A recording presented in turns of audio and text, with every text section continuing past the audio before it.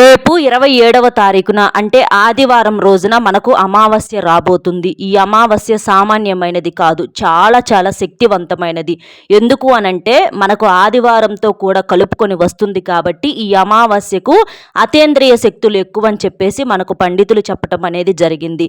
కాబట్టి ఈ రోజున ఏంటంటే చాలా విశేషమైనటువంటి రోజుగా చెప్పవచ్చు. ఇలాంటి రోజు కోసము పెద్ద పెద్ద మునులు, ఋషులు, వేదాంతులు, పండితులు ఇలాంటి వారే ఎదురు చూస్తూ ఉంటారు. ఎందుకంటే ఈ రోజున మనం ఎలాంటి పరిహారం చేసినా కూడా కొన్ని క్షణాల్లోనే ఫలితం అనేది వస్తుందన్నమాట.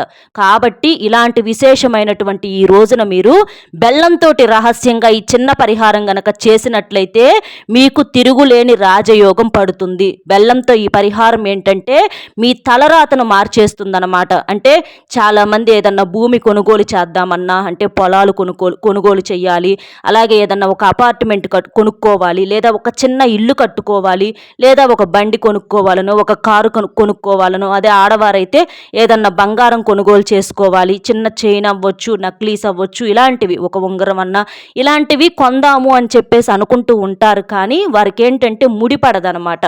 ఆ టయానికి చేతిలో డబ్బులు లేకపోవటం, ఒకవేళ ఉన్నా కూడా కాస్తనో కూసునో డబ్బు అనేది తగ్గటము, ఇలాంటివి జరుగుతూ ఉండి ఎప్పటికప్పుడు ఆ ఆలోచన అనేది వాయిదా పడుతూ ఉంటుందన్నమాట. తర్వాత వాళ్ళు ఏంటంటే చాలా బాధపడతారు. ఎందుకంటే కొంతమందిని చూసినట్లయితే ఏదైనా ఒక ఫంక్షన్స్కి వెళ్ళినా, ఎక్కడికన్నా వెళ్ళినా ఏంటంటే తోటి ఆడవాళ్ళు ఏంటంటే ఒంటి నిండా బంగారము, నక్లీసులని, బంగారపు గాజులని, చైన్లని, పోగులని, మ్యాటీలని, ఉంగరాలని ఇట్లా చాలా రకాలుగా పెట్టుకుంటూ ఉంటారు. అలాంటి వాళ్ళతో పాటు ఏదన్నా ఫంక్షన్స్కి వెళ్తే మనకేంటంటే సింపుల్గా ఏదన్నా వేసుకోవటానికి ఒక తాళు తప్ప మిగిలినవి ఏవి ఉండవన్నమాట.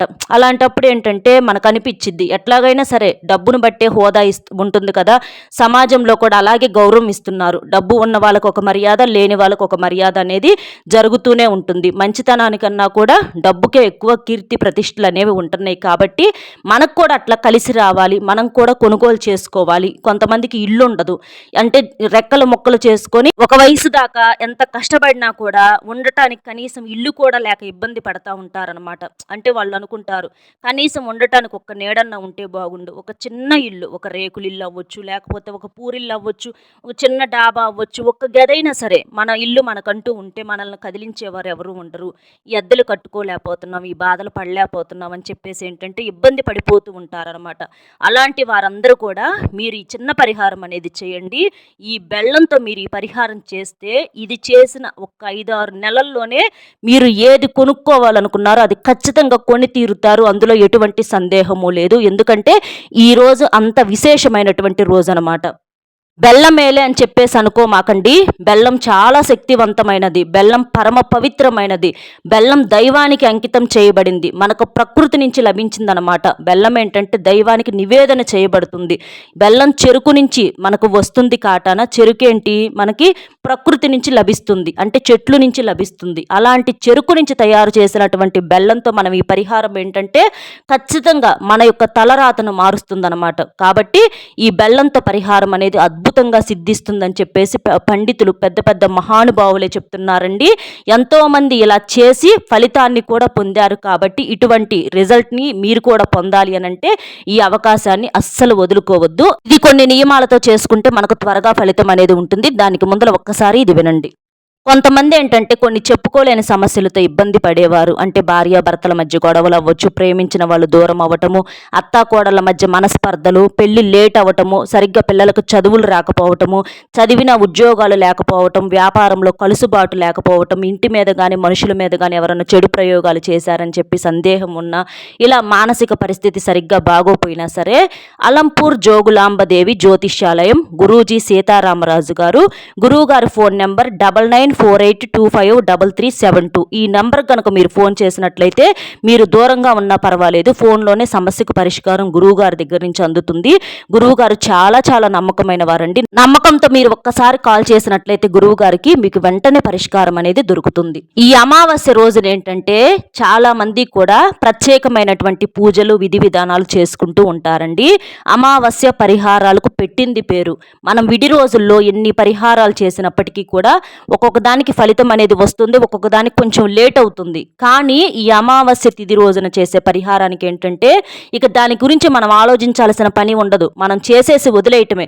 ఖచ్చితంగా రిజల్ట్ అనేది వచ్చి తీరుతుందనమాట. అంత శక్తివంతమైంది కాబట్టి పెద్ద పెద్ద మహానుభావులే ఎదురు చూస్తూ ఉంటారు. ఈ అమావాస్య ఎప్పుడు వస్తుందా, పరిహారాలు ఎప్పుడు చేద్దామని చెప్పేసేసి పరిహారాలకు పెట్టింది పేరు. అందులో అమావాస్య ఆదివారం కూడా వచ్చింది కాబట్టి ఇక తిరుగులేదనమాట. ఈ రోజున మీరు ఉదయాన్నే లేచి చక్కగా శుచిగా స్నాన కార్యక్రమాలన్నీ పూర్తి చేసుకొని ఇంటిని వాకిల్ని కూడా శుభ్రం చేసుకోండి. ఇంటిని చక్కగా నీటితో తుడుచుకోండి. ఇల్లు తుడిచే నీళ్ళల్లో కాస్త రాళ్ళ ఉప్పు వేసి మీరు ఇల్లు తుడుచుకోవటం వలన మీకు ఇంట్లో ఉన్నటువంటి ఏదన్నా కారాత్మక శక్తులు, చెడు ఇలాంటివన్నీ కూడా పోయి మీకు మంచి జరగటానికి అవకాశం అనేది ఉంటుంది. ఆ మురికి రూపంలో క్రిమికీటకాలు, అలాగే ఇంటిలో ఉన్నటువంటి చెడు శక్తులు, దోషాలు ఇవన్నీ కూడా ఆ నలుపు అంటే మురికి రూపంలో బయటికి వెళ్ళిపోతాయి. అవి తీసుకెళ్లి బయట డ్రైనేజీ కాలువలో పారవేసేసేయండి. తర్వాత ఇంటి లోపల కూడా పసుపు నీటిని చల్లండి. పసుపు నీటిని చల్లటం వలన ఇల్లు అనేది పరిశుద్ధం అవుతుందన్నమాట. కాబట్టి అలా చేసేసేయండి. తర్వాత ఇంట్లో అమావాస్య రోజున ఏంటంటే లక్ష్మీదేవి అమ్మవారికి చాలామంది కూడా పూజ చేసుకుంటూ ఉంటారు. అలా మీకు కుదిరితే ఆ లక్ష్మీదేవి అమ్మవారికి సింపుల్గా ఎక్కువ ఆర్భాటం ఏం అవసరం లేదండి. ఇందాక మనం చెప్పుకున్నట్లుగా చక్కగా అంటే పటాలు తుడుచుకొని కొంచెం గంధము కుంకుమ బొట్లు పెట్టేసేసి ఒక మందార పువ్వు, ఒక గులాబీ పువ్వు ఇట్లా ఏదో ఒకటి అట్లా పెట్టేసేసుకొని మనం సింపుల్గా ఒక అరటిపండు, ఒక చిన్న బెల్లం ముక్క అయినా సరే మనం పెడితే ఏంటంటే మనకి ఉన్నటువంటి దరిద్ర సమస్యలన్నీ కూడా పోతాయి అన్నమాట. దీపం ఏంటంటే దరిద్రాన్ని పోగొడుతుంది. దీపం దారిని చూపిస్తుంది. దీపం లక్ష్మీదేవి రూపంగా చెప్పుకుంటూ ఉంటారు. మనకి ఉన్న దాంట్లో స్తోమత ఉన్న దాంట్లో సింపుల్గా మనం చేస్తే దీపారాధన ఏంటంటే చాలా చాలా అంటే దైవానికి అంకితం చేయబడుతుంది. బెల్లం ముక్క పెట్టి దీపారాధన చేయటం వలన ఏంటంటే మనకున్నటువంటి కోరిక అనేది దైవానికి చేరి చక్కగా మనకు ఆ కోరిక వెంటనే తీరుతుందనమాట. దోషాలు సమస్యలు ఉన్నా కూడా పోతాయి అనమాట.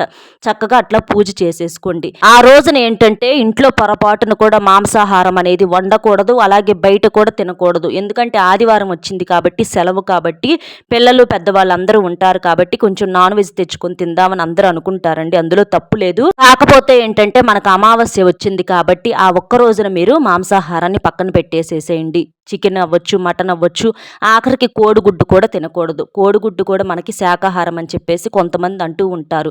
అది ఏ చెట్టుకు కాయట్లా, మనకు కోడి పెడితేనే కదా గుడ్డు వస్తుంది. కాబట్టి మనకు అది ఖచ్చితంగా మాంసాహారమే. కాబట్టి కోడిగుడ్డు అనేది కూడా మీరు వండకూడదు, తినకూడదు. అలా తినకుండా ఉండి మీరు పరిహారం చేసుకుంటే మీకు త్వరగా ఫలితం అనేది వస్తుంది. మన కోరిక తీరటం కోసం ఒక్కరోజు మనం అంటే తినకుండా ఉంటే మనకే మంచిది కదా, మనకే కలిసి వచ్చింది కదా ఈ బాధలు పడే కన్నా. కాబట్టి అట్లా చేసేసుకోండి. అలాగే నలుపు రంగు బట్టలు అనేవి పొరపాటును కూడా ధరించకూడదు. ఎందుకంటే అమావాస్య చీకటి, అలాగే మనకి నలుపు ఏంటంటే మనకి నష్టాన్ని, నిందల్ని, కష్టాలని తెచ్చిపెడుతుంది. కాబట్టి ఈ అమావాస్య రోజున పొరపాటును కూడా నలుపు రంగు బట్టలు అనేవి వేసుకోవద్దు. అట్లా చేసేసేయండి. ఇంకా మీరు ఆ రోజున ఆదివారం కాబట్టి మగవారు ఏంటంటే కాస్త ఇళ్లలో ఉంటారు కాబట్టి షేవింగ్ చేసుకోవటము, గడ్డాలు అదే క్రాఫ్ట్ చేపించుకోవటం అవ్వచ్చు, ఆడవాళ్ళు కొంచెం గోర్లు తీసుకోవటము, ఇట్లాంటివి అంటే జడ నూనె రాసుకోవటము, చిక్కు తీసుకోవటము, విరబోసుకోవటాలు, ప్రశాంతంగా అంటే అది అని ఇదని ఇట్లా చేస్తూ ఉంటారు.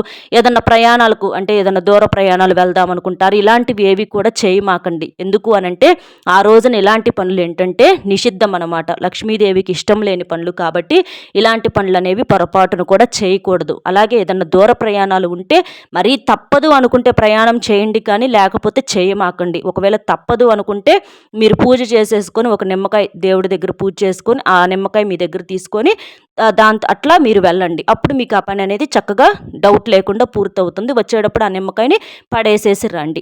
అట్లా చేయటం వలన ఏదన్నా కారాత్మక శక్తులు మీ వెంట రాకుండా ఉంటాయన్నమాట. అలా చేసేసి ఇక మీరేం చేస్తారంటే చక్కగా అందరూ కూడా మర్చిపోకుండా తలస్నానం అనేది చెయ్యాలి. తలస్నానం చేయటం వలన దరిద్రం అనేది పోతుంది. అమావాస్య ఏంటంటే కాస్తో కూస్తో కీడుతో వస్తుంది కాబట్టి తప్పకుండా అందరూ కూడా ఇంటిల్లపాది తలస్నానాలు చేయాలి. ఇక అలా చేసేసి మీరు సింపుల్గా పూజ అనేది చేసేసుకోండి ఇందాక చెప్పిన విధంగా.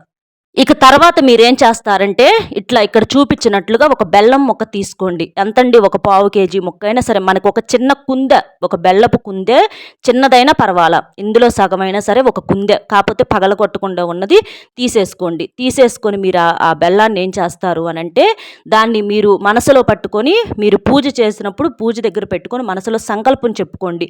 మీకేదన్నా కోరిక ఉంది, మా భర్త బాగా సంపాదించాలి, మాకు అసలు సంపాదన పరంగా కలిసి రావట్లేదు, మేము ఎదగలేకపోతున్నాము, అంటే ఇట్లా చూసిన వాళ్ళు అట్లా ఎదిగిపోతున్నారు, కానీ మాకు అసలు ఎదుగుదల అనేది లేక మేము అంతే ఉండిపోతున్నాము, మాకు అప్పులు ఉన్నాయి, కష్టాలు ఉన్నాయి అని ఇట్లా చెప్పుకోలేక చాలా రకాలుగా నలిగిపోతూ ఉంటున్నాము, అట్లా మాకు బాగా కలిసి రావాలి, అప్పులు ఏదన్నా ఉన్నా తీరిపోవాలి, మేము ఏదన్నా కొనుగోలు చేసుకోవాలి, మాకు పెద్ద పెద్ద ఆశలు లేకపోయినా కనీసం అవసరాలైనా సరే లోటు లేకుండా తీర్చు భగవంతుడా అని చెప్పేసేసి చక్కగా మీరేంటంటే దీపారాధన చేసి హారతి ఇస్తారు కదా, అట్లాంటప్పుడు ఆ హారతిని బెల్లానికి కూడా ఇచ్చేసేసి చక్కగా దండం పెట్టుకొని కోరిక చెప్పుకోండి. ఇక చెప్పుకున్న తర్వాత మీరేం చేస్తారంటే ఆ బెల్లం మీద మీరు ఎరుపు రంగు స్కెచ్తో, ఎరుపు రంగు స్కెచ్లు, ఎరుపు రంగు పెన్నులు ఉంటాయి కదా, పెన్ను కన్నా స్కెచ్ తీసుకోండి. ఆ స్కెచ్ తీసుకొని మీరేం చేస్తారంటే ఆ బెల్లం మీద మేము ఏదన్నా బంగారం కొనుక్కోవాలి, లేకపోతే భూమి కానీ పొలం కానీ ఇల్లు కానీ కొనుక్కోవాలి, ఇల్లు కట్టుకోవాలి, లేకపోతే ఒక బండి కానీ కారు కానీ కొనుక్కోవాలి అని చెప్పేసేసి మీరు ఆ బెల్లం మీద రాయాలి. ఆ ఎరుపు రంగు రెడ్ స్కెచ్తో రాయాలి. ఇక్కడ ఎరుపుతోట ఎందుకు రాయమన్నాము అంటే ఎరుపు అనేది దిష్టిని దోషాన్ని తీసేయటానికి, మనకి కొనుగోలు చేయకుండా ఏదన్నా దుష్టశక్తులు అడ్డుపడుతూ ఉంటాయి. అలాగే మనుషుల ఏడుపులు కూడా తగులుతూ ఉంటాయండి. మనుషులు ఏంటంటే నరదిష్టి ప్రభావం అనేది చాలా ఎక్కువగా ఉంటుంది. ఇరుగు పొరుగు వారు అవ్వచ్చు, ఎదురిళ్ళ వాళ్ళు అవ్వచ్చు, మనకేంటంటే మన బంధువుళ్ళు అవ్వచ్చు, మనం ఎంత కష్టపడి అల్లాడిపోతున్నా వారికి ఏంటంటే ఖచ్చితంగా బ్రహ్మాండంగా కనిపిస్తూ ఉంటాము. మనకెవరు దిష్టి పెడతారులే అని చెప్పేసి మనం అనుకుంటూ ఉంటాము, మనలాంటి వాళ్ళకు కూడా పెడతారని మనం అనుకుంటూ ఉంటాము, కానీ మనలాంటి వాళ్ళకు కూడా పెడతారండి. ఎందుకంటే జనం అంత డెవలప్ అయ్యారనమాట. ఎందుకంటే ప్రపంచంలో ఎక్కువ శాతం చెడే ఉంటుంది, మంచి వాళ్ళు అక్కడక్కడ ఉన్నారు, చెడ్డవాళ్లే మొత్తం అని చెప్పేసేసి అంటల్లా. కానీ నవ్వు వెనకమాల చాలా నటన అనేది దాగి ఉంటుంది, కాబట్టి అలా చాలా రకాలుగా ఏడుపులు అనేవి ఉంటాయి. అలాంటివి తగిలే ఇట్లా భార్యాభర్తల మధ్య గొడవలు అవ్వటము, ఏదన్నా కొనుగోలు చేసుకోలేకపోవటము, ఇంట్లో ఎప్పుడు చికాకులు గొడవలు, ఎప్పుడు కూడా కొట్లాడుకోవటము, తిట్లాడుకోవటము, ఎప్పుడు మనశ్శాంతి లేకుండా అనారోగ్యము, ఇట్లా ఎన్నో రకాల సమస్యలు అనేవి వస్తూ ఉంటాయి. ఇదంతా నరదిష్టి ప్రభావం వల్ల ఎక్కువ శాతం జరుగుతుంది. కాబట్టి అలా ఏదన్నా ఉంటే చెప్పేసేసుకొని ఆ బెల్లం మీద ఎరుపు రంగుతోనే రాయాలి, ఎరుపు రంగు స్కెచ్తో రాయాలి. అలా రాసేసి మీరు ఆ బెల్లాన్ని ఏం చేస్తారు అనంటే, మీ ఇంటికి ఎవ్వరు తొక్కని చోటు ఉంటుంది కదా, చెట్లు దగ్గర అవ్వచ్చు, బయట వైపు, లోపల వైపు కాకుండా ఆ బయట వైపు చెట్లు, అవి పిచ్చి చెట్లు అలా ఉంటాయి కదా, అలాంటి చోటుకు వెళ్ళేసేసి కొంచెం ఏదన్నా మట్టి తవ్వేసేసి చెట్లు దగ్గర మెత్తన ప్లేస్లో మట్టిలాగా తవ్వేసేసి చేత్తో ఆ మట్టిని కొంచెం పక్కకనేసి, ఎక్కువ లోతు అవసరం లేదండి, కొంచెం పైన అట్లా తీసేసేసి ఆ బెల్లాన్ని మీరేం చేస్తారంటే ఆ మట్టి లోపల పాతి పెట్టేసేయండి. ఏది ఇట్లా రాసినటువంటి బెల్లాన్ని, అది కూడా నేను క్లియర్గా చూపించాను, మీరు చూడండి ముందు కనిపిస్తుంది. అట్లా రాసేసేసి ఆ బెల్లాన్ని మీరు ఆ భూమిలో పాతి పెట్టాలి. అలా పెట్టేసేసి మీరు దాని మీద మళ్ళీ మట్టిని కప్పేసేసేయాలి. అలా కప్పేసేసి మీరు సంకల్పం చెప్పుకోవాలి. అంటే పెట్టేటప్పుడు మీరు సంకల్పం చెప్పుకోవాలి. మీరు ఏదైనా ఒక కోరిక కోరుకోండి, 4-5 కోరికలు కాదు. ఇల్లు కట్టుకోవాలనుకోండి, మేము ఇల్లు కట్టుకోవాలి, మేము బండి కొనుక్కోవాలని, మేము బంగారం కొనుక్కోవాలి, లేదా మా అప్పులు తీరాలి, ఇట్లా మీకు ఏ కోరిక అయితే ఉందో ఆ కోరిక చెప్పేసేసుకొని మట్టి గుంటలాగా తవ్వేసేసి ఆ గుంటలో ఈ బెల్లాన్ని పెట్టేసేసి మళ్ళీ దాని మీద మట్టి కప్పేసేసేయండి.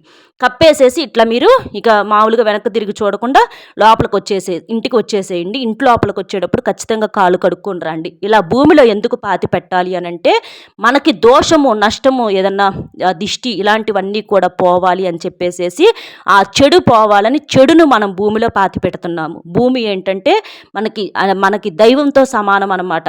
అంటే చెడును తీసేసుకుంటుంది. భూదేవి ఓర్పు ఎవ్వరికీ ఉండదు. కాబట్టి అలాంటి ఆ భూమిలో ఈ బెల్లాన్ని, అంటే ఈ చెడుని పెట్టేసి, అమ్మ మాకు మంచినివ్వమ్మా అని చెప్పి ఆ భూదేవికి చక్కగా దండం పెట్టుకొని కళ్ళకు అద్దుకొని చక్కగా మీరు అక్కడి నుంచి వచ్చేసేయండి. మనకి మట్టి అన్న భూమి అన్న మనకు దైవంతో సమానం అండి, చాలా శక్తివంతమైనది. చెడుని తీసుకొని మనకు మంచినివ్వటానికి ఇలా పెట్టడం వలన గుంటలో చాలా శక్తివంతమైనటువంటి రిజల్ట్ అనేది వస్తుంది.